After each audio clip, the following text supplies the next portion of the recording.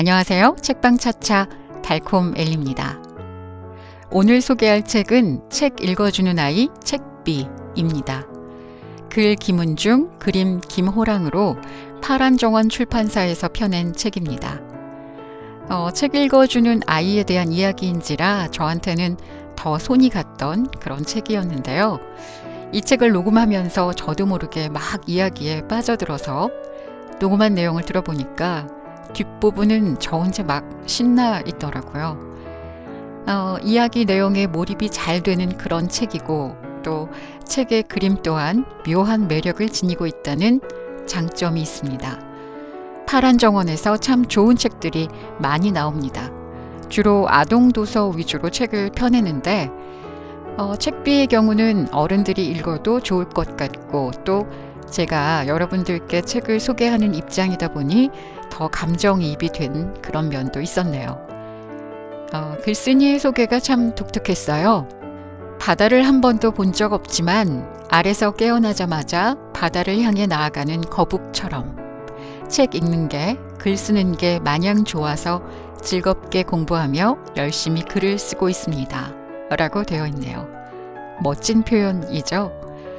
자신이 하는 일이 마냥 좋고 즐겁다니 참 부럽습니다. 그렇게 좋아서 즐겁게 쓴 책이니 좋은 책이 될 수 있었던 게 아닐까요? 자, 책 읽어주는 아이 책비와 함께 하실 준비 되셨나요? 책비의 그 첫 번째 이야기 지금부터 시작합니다.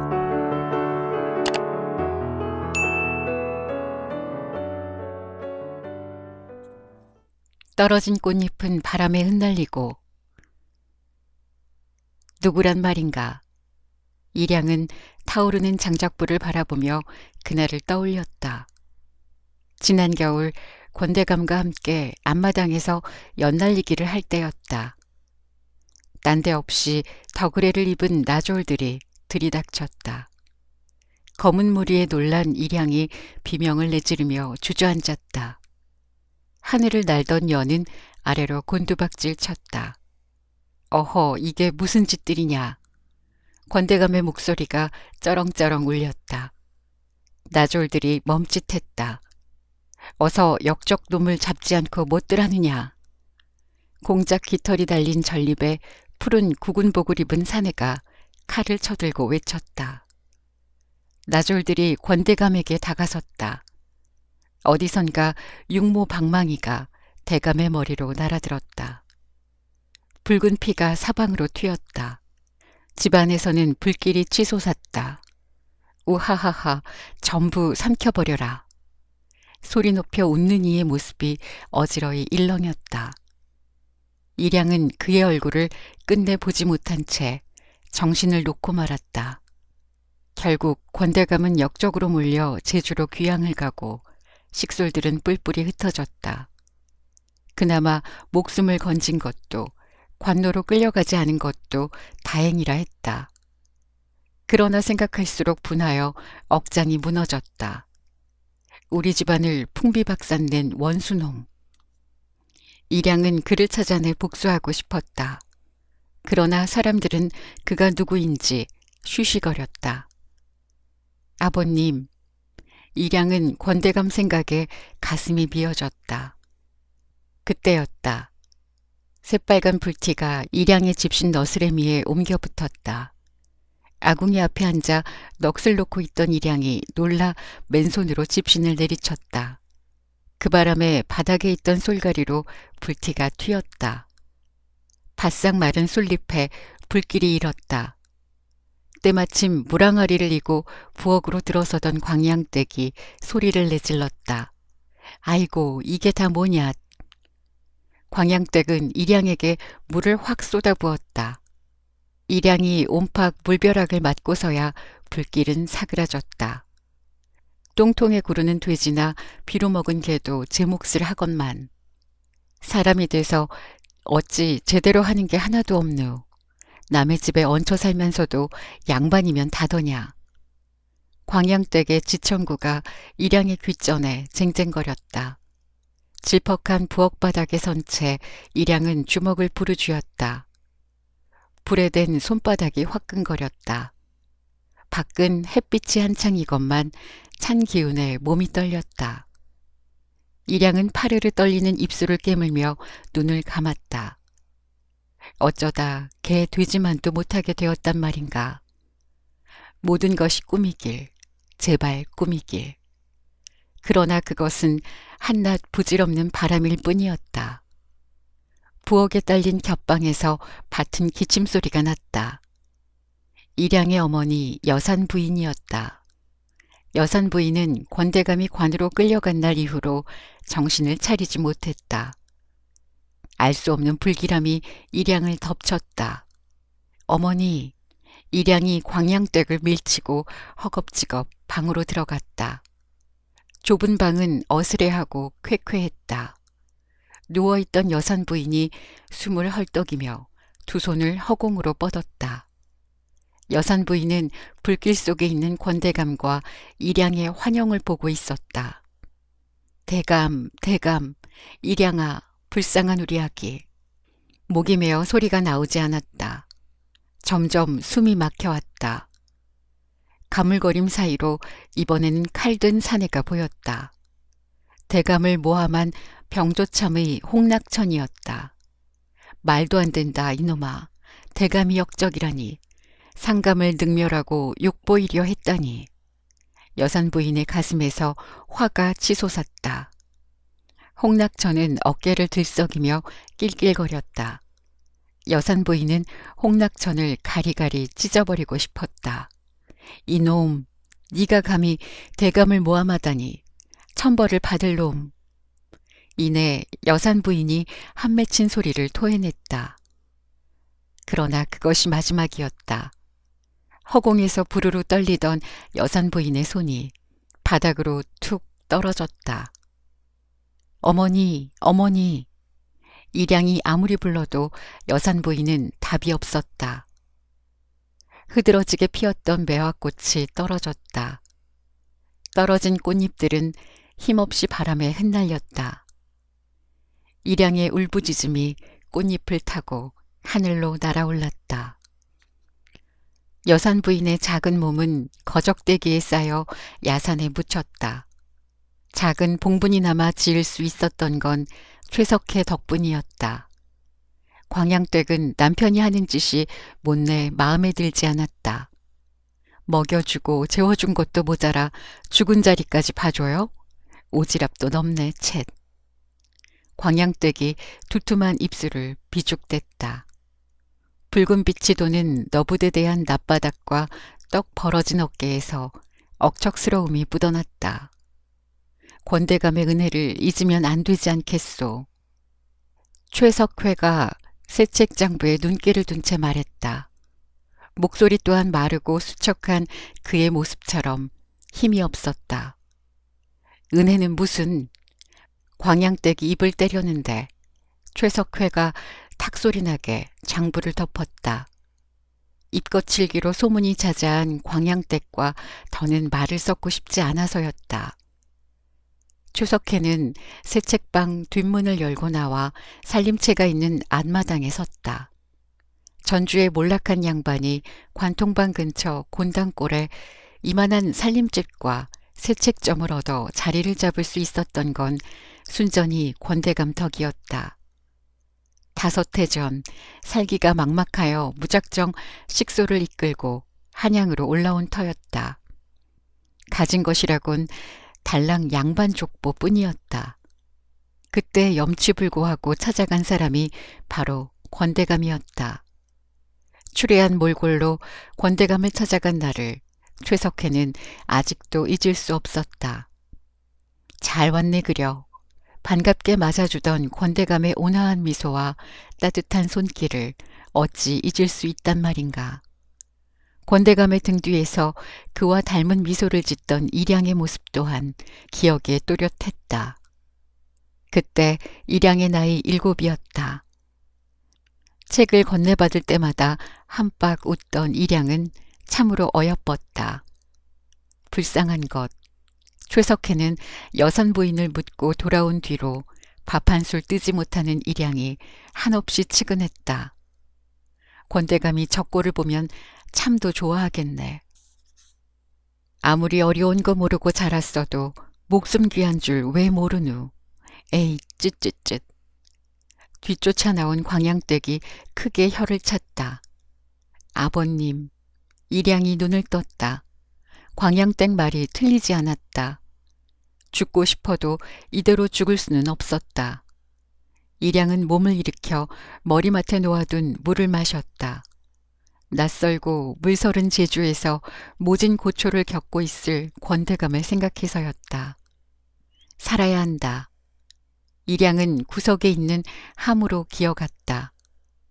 나무 덮개를 여는데도 힘이 들어 입술이 절로 깨물어졌다.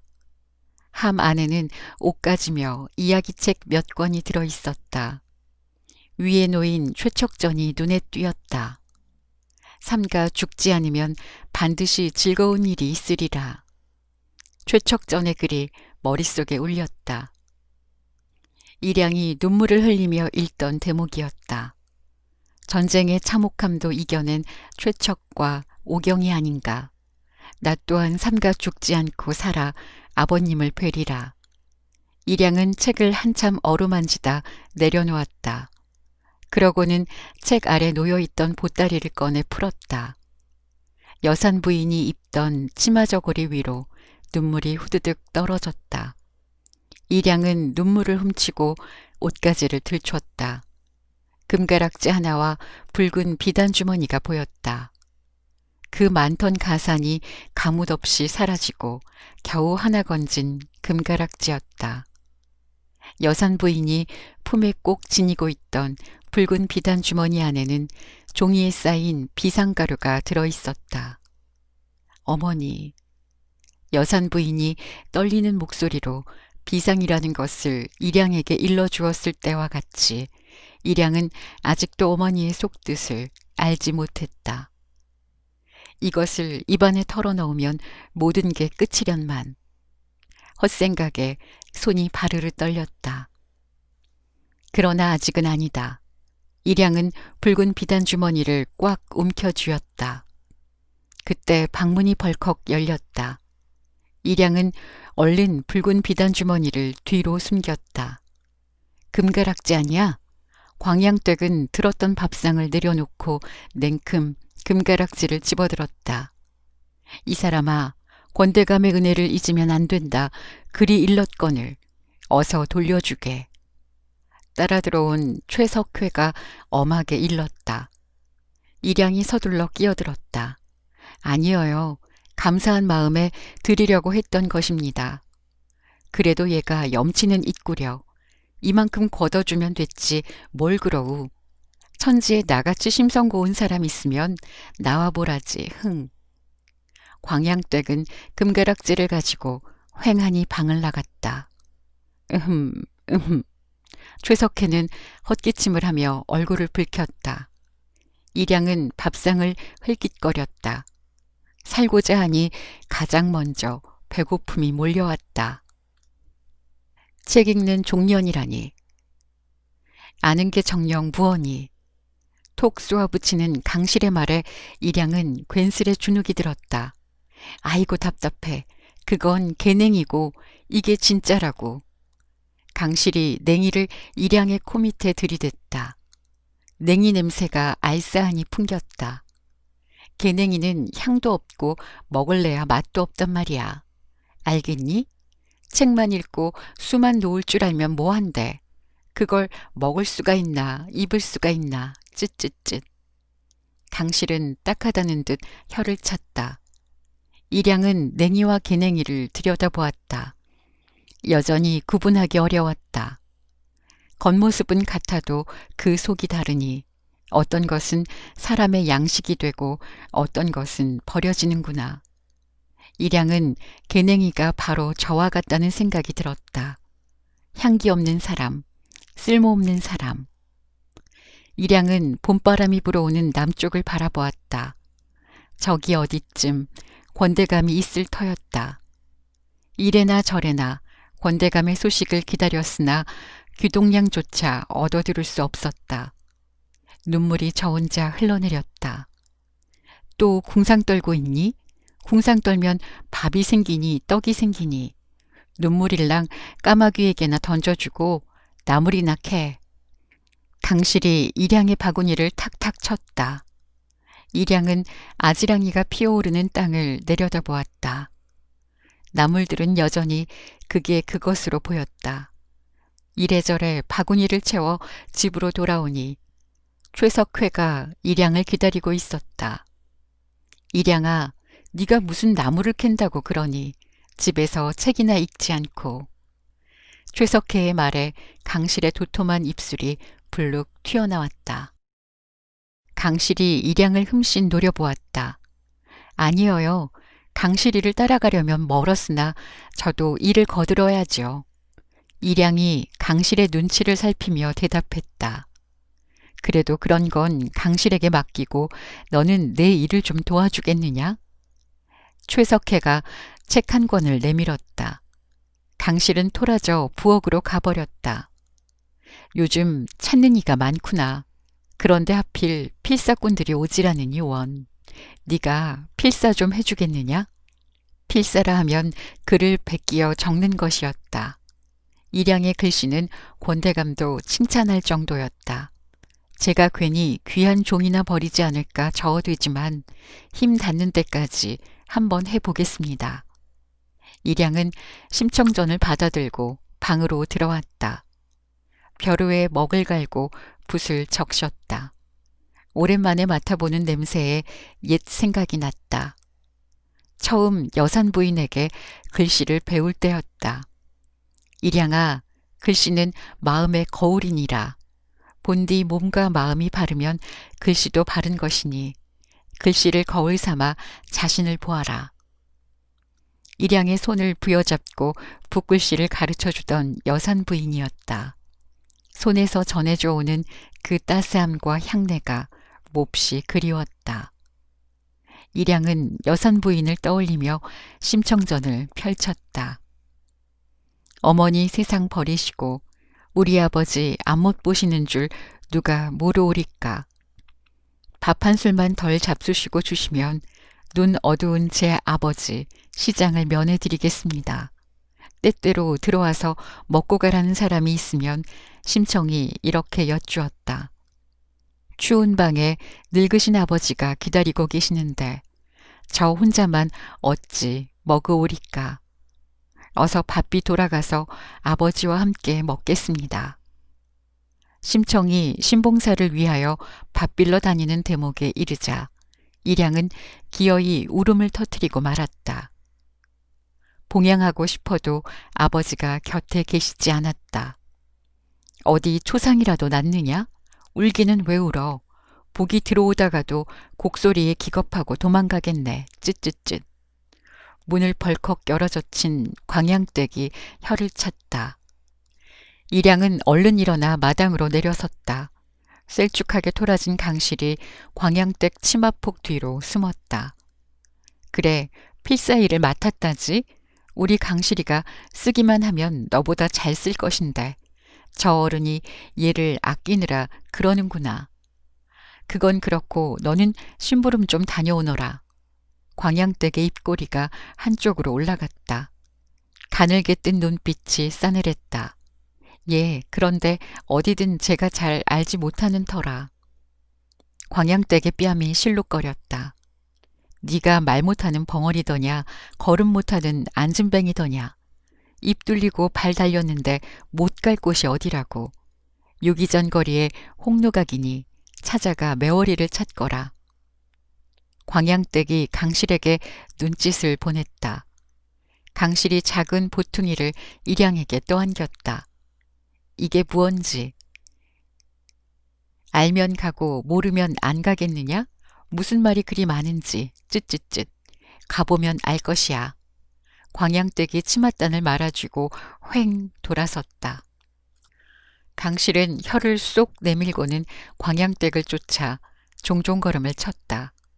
하는 수 없이 일양은 보퉁이를 품에 안고 밖으로 나섰다. 유기전거리면 새책점이 있는 곤당골에서 그리 멀지 않은 곳이었다. 그러나 쉽사리 발걸음이 떼어지지 않았다. 이제껏 일양 혼자 길을 나서 본 적이 없었기 때문이었다.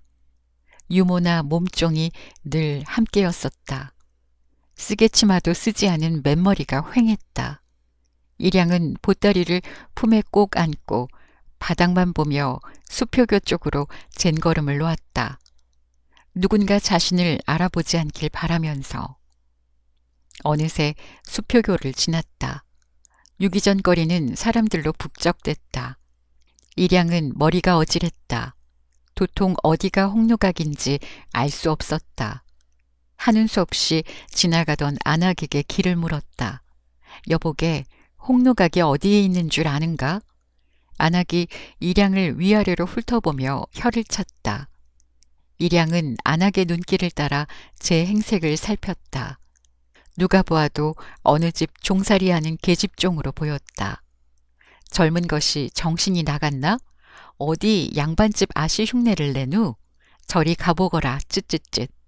안악의 손끝을 쫓아 눈길을 돌리니 유기전거리 사이로 골목이 보였다. 일양은 얼굴을 붉힌 채 복잡한 유기전거리를 지나 뒷골목으로 들어섰다. 골목 안으로 들어가니 붉은 등이 여럿 달린 기와집이 보였다. 가까이 가보니 홍누각이라 새긴 현판이 대문 위에 걸렸다. 붉은 등이 달린 걸로 보아 술을 파는 기방임이 분명했다. 일양은 대문 앞에서 마른 침을 삼켰다. 이것만 주고 오면 될 터이지. 조심스럽게 대문을 두드렸다. 뉘시오. 일양보다 서너 살 위로 보이는 젊은 여인이 얼굴을 내밀었다. 일양이 쭈뼛거리며 말했다. 곤단골 새책점에서 왔습니다. 매월이를 찾으라 하였는데. 아하, 광양댁이 말하던 아이구나. 어서 들어와. 매월이가 일양의 손을 잡아 끌었다. 일양은 힘에 못 이겨 끌려갔다. 전기수 노인이 병이 날 게 뭐란 말이냐? 요즘 한창 장기전이 재미지다는데 그만한 전기수가 없지만 너 또한 목소리가 고우니 색다른 맛이겠구나. 일양은 아리송한 말에 매월을 바라보았다. 매월은 뭐가 그리 신이 나는지 말을 늘어놓으며 걸음을 서둘렀다. 앞들을 지나 뒤로 돌아서자 3칸짜리 별채가 나왔다. 매월이 마루로 성큼 올라서더니 방문을 열고 들어갔다. 일양 또한 엉겁결에 따라 들어섰다. 방 안에는 담배 연기가 자욱했다. 곤단골 새책점에서 온 책비라우. 목소리도 고운데 생김새도 기생 뺨치게 곱지 모우. 매월이가 기생들에게 일양을 소개했다. 책비라니. 책비라면 책 읽어주는 종. 일양은 매월이의 손을 매몰차게 뿌리쳤다. 광양댁의 심부름이라는 게 책 읽어주는 종노릇이었다니. 그것도 남자들에게 술과 웃음을 파는 기생들에게. 정신이 아득해지며 몸이 휘청였다. 일양은 문설주를 짚고 간신히 몸을 지탱했다. 뭔가 잘못 알고 계신 것 같습니다. 저는 책비가 아니어요. 목소리가 떨렸다. 네가 일양이가 아니더냐? 서책점에 얹혀 살며 종노릇하는. 곰방대를 문 채 보려 위에 비스듬히 누워있던 행수기생이 담배 연기를 내뱉었다. 아무리 양반들이 몰락하고 먹기 살기 힘들지만 기생들 책 읽어주는 종노릇이라니. 일양의 얼굴이 불에 댄 듯 확확거렸다. 하이고, 네가 지금도 양반댁 아씨인 줄 아는구나. 책 읽어주는 종년 주제에. 행수기생 말에 다른 기생들이 왁자그르르 웃음을 터뜨렸다. 책 읽어주는 종년. 일양의 속이 뒤틀렸다. 한시라도 빨리 이곳을 벗어나고 싶었다. 일양은 집신을 꿰어 신고 정신없이 홍누각을 나와 어디로 향하는지도 모르는 채 내쳐 달렸다. 헛된 죽음을 부르지 마라. 몸 안에 마르지 않은 눈물샘이 있는 게 분명했다. 바싹 말라 바닥이 드러났을 법도 한데 눈물이 다시 솟았다. 양반 아씨가 종년이 되었구나. 책 읽어주는 계집 종년, 하하하. 사람들이 손가락질하는 듯 했다. 낄낄거리며 즐기는 듯 했다. 수만 개의 눈과 수만 개의 입이 일양의 머릿속에서 저희끼리 찢고 까불어댔다. 아니야, 아니라고. 일양은 자꾸 따라붙는 소리를 털어내고 싶었다. 그러나 아무리 도리지를 쳐보아도 책 읽어주는 종년이라는 말은 떨쳐지지 않았다. 거리를 어떻게 빠져나왔는지 몰랐다. 초가가 맞대어 있는 거리가 끝나자 개울이었다. 징검도를 건너다 미끄러져 발이 빠지고 정강이에 상처가 났으나 일양은 그대로 개울을 건넜다.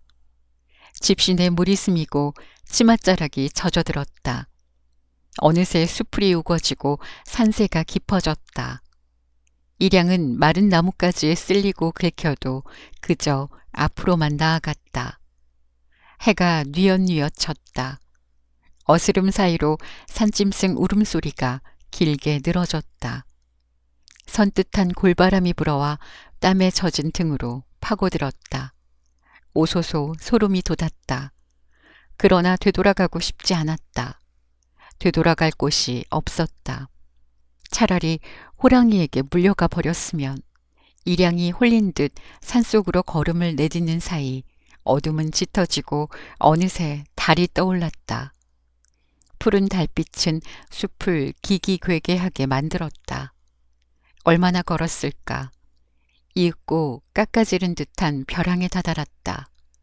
발 아래가 까마득했다. 그제야 무릎이 꺾이며 짙은 한숨이 튀어나왔다. 종으로 평생을 사느니 차라리 죽으리. 몇 걸음만 앞으로 디디면 가랑잎 같은 마른 몸이 허공에 날릴 거였다. 일양이 몸을 일으켜 벼랑 끝으로 다가섰다. 그때였다. 달큼한 꽃향기를 실은 바람이 불어왔다.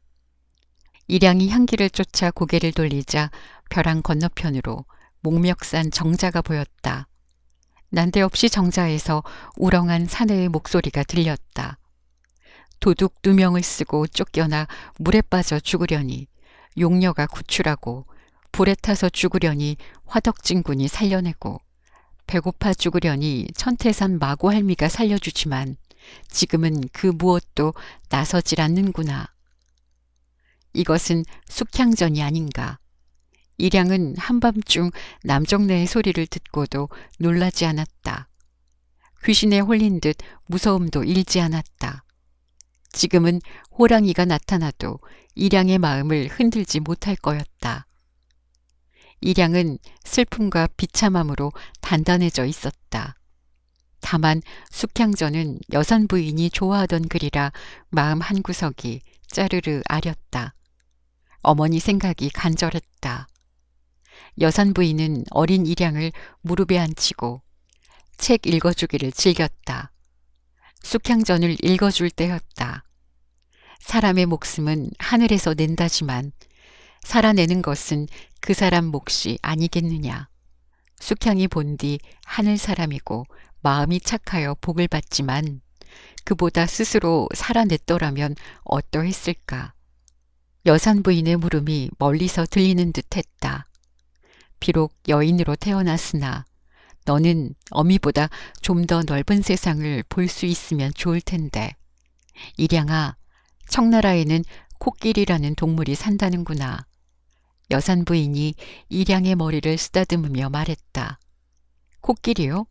그래, 덩치는 산처럼 크고 코가 어찌나 긴지 구불구불한 코로 먹을 걸 집어먹는다는구나. 귀는 부채처럼 커다래서 펄럭이면 바람이 일 정도인데 꼬리는 볼품없이 작은지라 붓으로도 쓸 수가 없다더라. 어린 일양은 코끼리를 머릿속으로 떠올려 보았다. 어머니, 그런 기괴한 동물이 참말 있단 말이어요? 그렇다는구나. 생각만 해도 우습지 않느냐? 여산 부인이 웃었고 일양도 따라 웃었다. 그때 생각을 하자 살포시 웃음이 났다. 죽음이 코앞에 기다리고 있건만 웃음은 철없는 아이처럼 일양을 흔들었다. 죽음과 삶의 거리는 이렇듯 멀고도 가까웠다.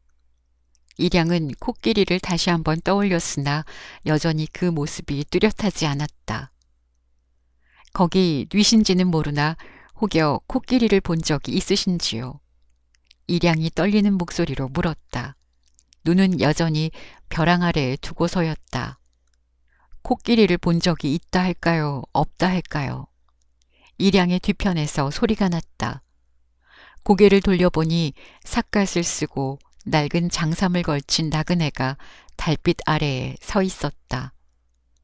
본 적이 있으면 있다 하고 없으면 없다 할 일이건만 일양은 대답을 못하고 머뭇거렸다.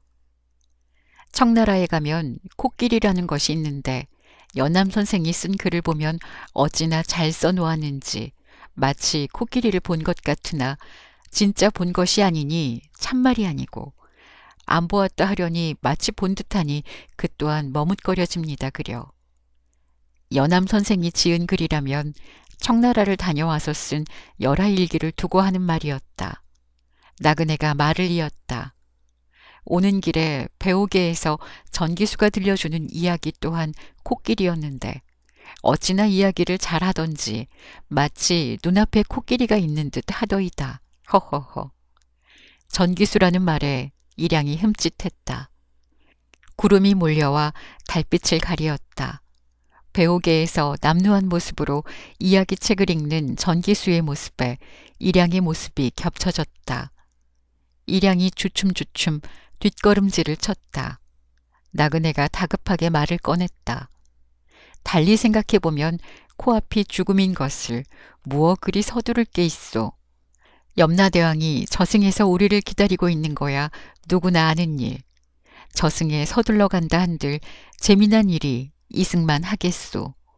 이승에서 벌어진 재미난 일들을 노잣돈 삼아가면 가는 길이 심심하지는 않을 터이니 서둘러 죽음을 부르지 말고 내 얘기나 좀 들어보시오. 나그네가 삿갓을 벗으며 그 자리에 가부좌를 틀고 앉았다. 그럼 어떤 이야기 보따리부터 풀어볼 거나 한생이 다녀온 용궁 이야기를 풀어볼까나 박생이 다녀온 저승 이야기를 풀어볼까나 말소리에 박자가 섞여 읊조리는 듯 노래하는 듯 했으나 그보다는 조금 더 자근자근한 것이 이야기를 풀어내기에 맞춤했다. 소리가 익다. 낯익은 말의 운율이 일양을 깨어나게 했다. 일양은 목숨을 버리려 하는 여인 앞에서 이야기를 풀어내는 나그네를 지그시 바라보았다. 때마침 구름이 걷히고 달빛이 나그네를 비추었다. 분명 낯이 익었다. 날렵한 턱선에 반듯한 코와 서글서글한 눈매까지 이목구비가 또렷하게 보였다. 수연 오라버니? 너는? 수연이라 불린 사람이 벌떡 일어섰다. 일양아! 수연이 성큼 다가와 일양의 손을 잡았다. 일양의 손은 마른 나뭇가지처럼 거칠고 앙상했다. 네가 정녕 일양이란 말이냐? 모양새가... 수연은 말을 더 잇지 못했다. 사정이 있었으나 너무 늦게 일양을 찾아온 자신이 원망스러웠다. 전주에서 올라와 최석해와 일양을 찾았으나 광양댁의 잔소리만 들었을 뿐이었다. 하루 종일 일양을 찾아 헤매다 마음을 달래려 목멱산에 오른 참이었다. 수연이 일양의 손을 잡은 채 하늘을 올려다보았다. 눈에 눈물이 그렁했다. 오래전에 이곳에서 권대감님과 아버님 그리고 최석해 어른이 모여 달맞이를 한 적이 있단다. 서로 시를 지으며 책 얘기를 하셨지. 수연의 아버지 이문후와 권대감 그리고 최석회는 전주에서 함께 자란 문우들이었다. 이문후는 권대감과 함께 벼슬길에 올랐다가 흉사에 휘말려 몇 해 전에 목숨을 잃었다. 그 뒤로 권대감의 도움으로 지전을 열었으나 수연은 가게 일을 돕기보다 바랑을 메고 나그네길을 떠나곤 하였다. 억울한 마음을 달랠 방도였다. 일양도 달을 바라보았다. 권대감은 유난히 달을 좋아했다. 달 밝은 밤이면 어린 일양을 업고 옹고집 전에 한 대목을 읊조리곤 하였다. 바로 옹고집의 어미가 옹고집을 얼으며 불러주던 노래였다. 은자동아 금자동아 고이 자란 백옥동아, 천지만물 1월동아, 아국사랑 간간동아, 하늘같이 어질거라, 땅같이 너릅거라. 금을 준들 너를 사며 은을 준들 너를 사랴. 천지인간 가보는 너 하나뿐이로다. 아버님, 일양이 울음을 터뜨렸다. 미처 아버지를 생각하지 않고 또 목숨을 버리려 했던 자신이 부끄러웠다. 자신이 천하고집, 불효자 옹고집과 다를 바 없었다. 일양은 설움이 복받쳤다. 죽음이 너를 부른 것이 아니다. 숙향을 천태산 마고할미가 살려냈듯 목멱산 신령이 너를 살리려고 나를 부른 것을 보아라. 세상에 우연이 어디 있단 말이냐. 모든 것은 필연이며 신들의 굽어 살피심이 있을 뿐이지. 수연이 일양을 바라보았다. 몇 년 만에 본 수연은 이제 더 이상 일양과 동무처럼 까불대던 오라버니가 아니었다. 수연을 보니 일양은 더욱 권대감이 그리웠다. 일양의 흐느낌은 쉬이 멈추지 않았다. 흙바닥을 기어가는 여인. 강실아, 강실아, 어서 소금 가져오너라. 광양댁이 대문을 열다 말고 소금 타령을 했다. 잠에서 덜 깬 강실이 소금 함지를 들고 나왔다. 엄마야! 하품을 하던 강실의 눈이 둥그레졌다. 희뿌연 새벽 안개 속에 일양과 수연이 귀신 몰골로 서 있었다. 수연이 이를 다 드러내며 웃었다. 아주머니, 우리가 각설이 거집해도 아닌데 소금은 왜 차지우? 밥이나 한술 주시지 않고. 각설이 거집해가 아닌데 밥은 왜 찾누? 저 귀신 꼬라지를 집에 들이려면 달라붙은 잡귀들 먼저 떼어야겠다. 사람이 인상을 잔뜩 구기고 우거지상을 하고 있으면 잡귀들이 달라붙기 마련이니까. 강실아, 어서 소금 뿌려라. 뭐 아주머니 마음이 그래야 편하다면 그리 하시고 얼른 밥이나 주소. 수연이 함지를 빼앗아 제 몸에 소금을 뿌리고는 일양에게도 소금을 뿌렸다. 잡기야 썩 물러서거라. 허위, 허위. 대문을 들어서며 수연이 일양 귀에 대고 속삭였다. 소금 뿌리는 게 나쁜 게 아니니 기분 나빠할 거 없다. 나쁜 기운 없애주는 게 소금 아니더냐. 귀한 소금을 버렸으니 그만큼 더 힘을 내야 할 게야. 광양댁은 싫은 눈치였지만 둘을 내칠 수는 없었다. 점자는 최석회였으나 불같이 화를 내면 광양댁도 움찔했다. 마침 일 때문에 최석회가 지난밤에 들어오지 않은 것이 그나마 다행이었다. 송장 치우기는 싫으니 어서 방에 들어가거라. 광양댁이 퉁명스레 말을 내뱉었다. 일양과 수연은 강실이 가져다 준 된장국에 밥을 말아 먹었다. 밥이 달았다. 이제 죽음보다 먼저인 것이 밥과 잠이었다. 밥을 먹고 나자 잠이 쏟아졌다. 수연이 자리를 뜨자 일양은 죽음 같은 잠으로 빠져들었다. 일양이 잠에서 깨어나와 보니 벌써 사방이 어두웠다. 서책점 덧문 사이로 불빛이 새어나왔다. 안에서 두런거리는 소리가 들렸다. 어린 것이 얼마나 속이 탔으면 죽으려고 작정을 했을꼬. 쯧쯧쯧. 최석회가 혀를 찼다. 권대감님처럼 강직하신 분이 영모를 꾸몄다니요. 그런 말도 안 되는 누명이 어디 있단 말입니까? 나라를 돌보는데 붕당이 다 뭡니까?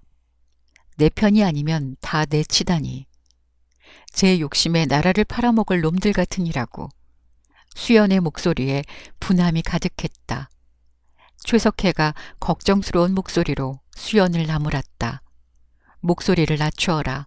공연한 말로 아까운 목숨을 버리려느냐.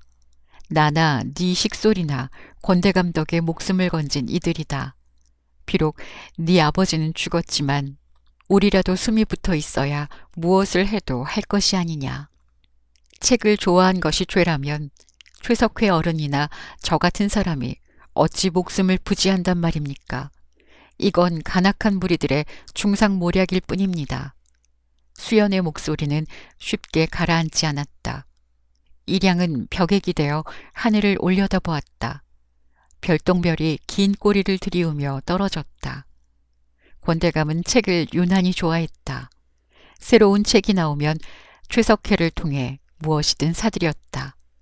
구하기 어려운 책은 청나라에 가는 역관들에게 부탁해서라도 구해 읽었다.